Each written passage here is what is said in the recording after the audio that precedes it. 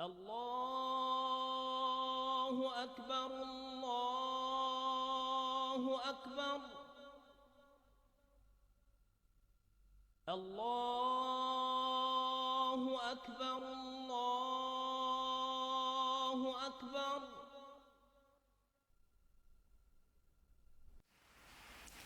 I wish to say finally, as I've said many times before, that this is not a war with Islam.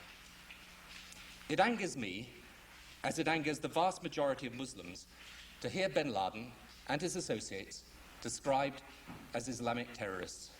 They are terrorists, pure and simple.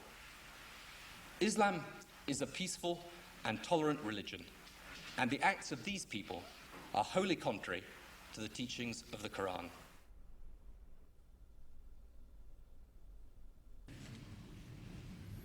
I also want to speak tonight directly to Muslims throughout the world. We respect your faith. It's practiced freely by many millions of Americans and by millions more in countries that America counts as friends. Its teachings are good and peaceful, and those who commit evil in the name of Allah blaspheme the name of Allah. The terrorists...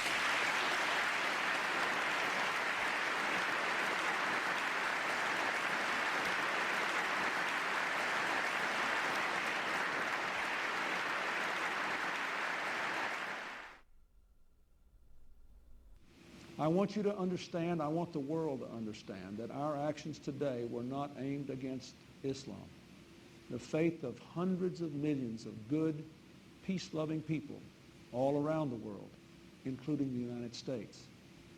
No religion condones the murder of innocent men, women, and children.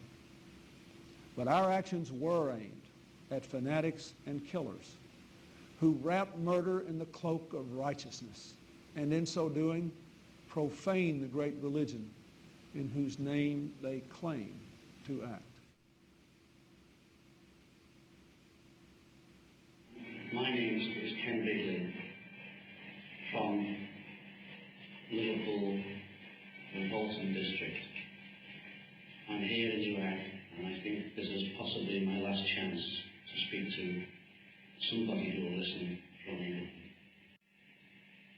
I need you to be compassionate, as you've always said you were, and help me.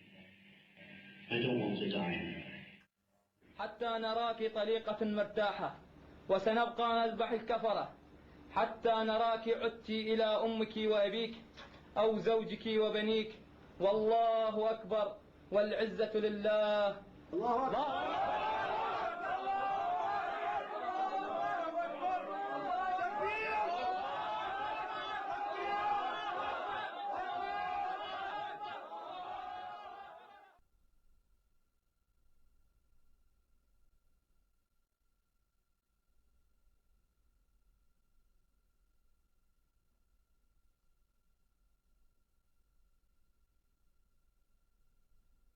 The tendency of Western political leaders to deny the connection between Orthodox Islamic mainstream and terrorist violence is replicated in the universities and the media. Wherever you look, both in Western Europe and in North America, the members of the elite class have this tendency to proclaim Islam, some mysterious, authentic Islam, to be peaceful and to be tolerant, and those Muslims prone to violence are proclaimed to be non-representative fringe. Well, I would really appreciate if people who make such claims could then explain the continuity of violence from the earliest day of Islam, from the earliest days of the Prophet and his immediate successors throughout the 13 centuries of recorded history. The real burning question in the world today is, does Islam and Islamic civilization actually sanction the violence that we're seeing being perpetrated in its name around the world? And to that we have to answer, if we're going to be honest about it, an unqualified yes.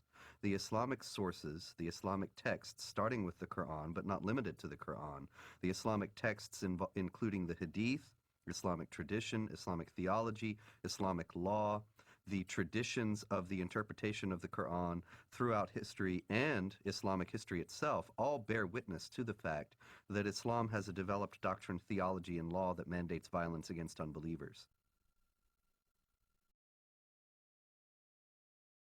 The origins are, of course, in the Muslim desire to impose all over the world the only religion, the only just religion, which is Islam, and the suppression of all other religions in order to establish the rule of Allah over the whole earth. This is a religious duty which binds the whole community and which the Muslim community is obliged to impose, because they are obliged to obey the order of Allah, and this is the desire of Allah as expressed in the Quranic revelation. I believe that those terrorists that want to do harm to others are applying the true Islam that was practiced by Muhammad and his followers in the early stage of Islam.